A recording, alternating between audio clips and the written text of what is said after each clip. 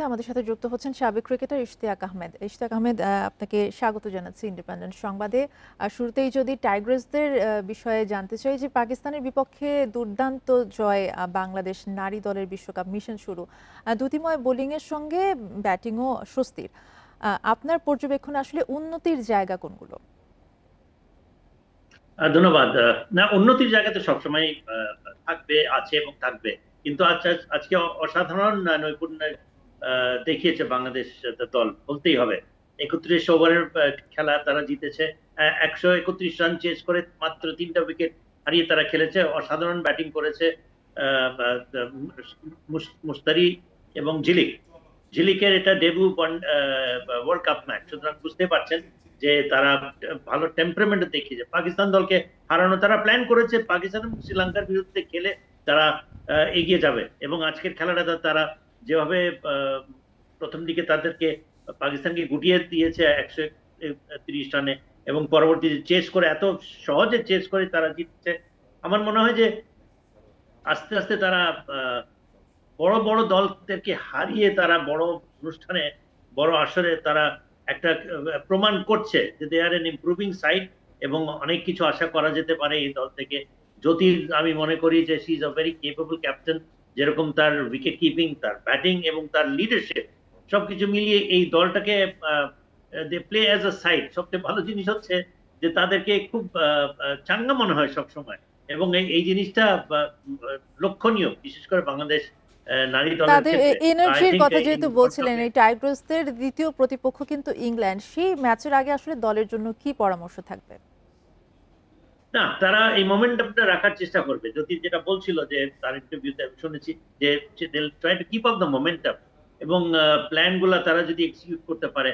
পাকিস্তানের সাথে, Pakistan is also one of the leading sides, তাদেরকে যেভাবে অনায়াসে হারিয়েছে, আমার মনে হয় যে এই কনফিডেন্সটা তাদেরকে, ইংল্যান্ড হোক যে কোনো প্রতিপক্ষ দল হোক, দল হিসাবে যদি তারা খেলে এবং জ্যোতির অধীনে, আমার মনে হয় সেটাই তাদের সবসময় চেষ্টা। আমি আগেও দেখেছি। তো আই এম পজিটিভ তাদের। Although England is a very strong opposition, তারা শারীরিকভাবে অনেক অনেক বেশি stronger, physically and mentally and temperamentally. সেদিক দিয়ে বাংলাদেশের জন্য চ্যালেঞ্জিং হবে। টি-20 সিরিজ প্রসঙ্গে যদি আসি, যে আফগানিস্তানের বিপক্ষে 152 রানের টার্গেট বাংলাদেশের, জয়ের সুযোগ কতটা দেখছেন? Again, it will be a tough task.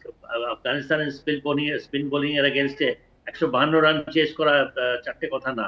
এবং আমি মনে করি যে বাংলাদেশ কিন্তু ইনিশিয়েটিভ হারিয়ে ফেলেছে। একটা পর্যায়ে তারা 7টা উইকেট নিয়ে 127 রানের কত জানি ছিল, বাট তারপরে তারা ধরে রাখতে পারেনি। আমাদের বাংলাদেশ টিমের যে ব্যাপারটা, প্রায় প্রায় যেটা দেখা যায় যে প্রেশারটা তারা বজায় রাখতে পারে না, কন্টিনিউ করতে পারে না। এবং ব্যাটিং এর ক্ষেত্রে আমার মনে হয় ইটস ভেরি ইম্পর্টেন্ট যে ইনিশিয়াল স্টেজে তারা যদি ইনিশিয়েটিভটা যদি নেয়, খেলা কেবলমাত্র শুরু হলো, তাহলেই কেবলমাত্র তাদের একটা যদি সুযোগ থাকে। বিকজ ইনিশিয়াল স্টেজে পাওয়ার প্লেতে যদি সে অ্যাডভান্টেজটা নিতে পারে, পরবর্তী ব্যাটসম্যানরা একটু সুবিধা। এবার মাত্র 6 জন ব্যাটসম্যান নিয়ে তারা খেলছে, সুতরাং the early on order batsman have to put up a good show and a good score. যেমনটা বলছিলেন, এবং শারজায় শুরুর বোলিং আক্রমণের 4 উইকেটে 40 আফগানদের, এরপর 150 পার করেছে। এখানে আসলে ম্যাচটা কঠিন করেছে কি বাংলাদেশ? লাস্ট 5 ওভারে, হ্যাঁ অবশ্যই, যে 5টা সেই প্রেশারটা তারা রাখতে পারেনি। প্রতিটা ওভারে 4-6 যখন আপনি যদি প্রতিপক্ষ দলকে আপনি যদি মারতে দেন, তো সেই ক্ষেত্রে যে ইনিশিয়েটিভটা তারা ছিল তাদের হাতে, সেটা তারা হাতছাড়া হয়ে গেছে সেখানে। এবং নবী এবং গুরবাজ ছাড়া কিন্তু আর কোনো খুব একটা কেউ কিন্তু স্কোর করতে পারেনি। তো শেষে লাস্ট 5 ওভারে আমার মনে হয় কিছু লুজ ডেলিভারিজ দিয়েছে মুস্তাফিজ এবং তানজিম সাকিব। এখানেই আমার মনে হয় যে, আমি বলবো না ম্যাচটা হাত ছাড়া হয়ে গেছে, কিন্তু যথেষ্ট তারা নিজের ঘাড়েই নিজে প্রেশারটা নিয়ে নিয়েছে।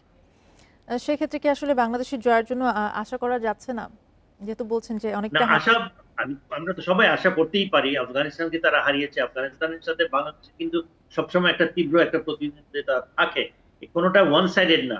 এবং বাংলাদেশ কিন্তু আফগানিস্তান শ্রীলঙ্কার সাথে যেভাবে তারা খেলে জিতেছে, চেস করে জিতেছে শ্রীলঙ্কার এগেইনস্টে, সুতরাং অবভিয়াসলি আমাদের যথেষ্ট রিজনস আছে, কারণ আছে পজিটিভ চিন্তা ভাবনা করার। কিন্তু আফগানিস্তানের স্পিন বোলিংটা বিশেষ করে একটু লক্ষ্য করে খেলতে হবে। আমার মনে হয় যে না জিততে পারার কোনো আমি কারণ দেখছি না আবার।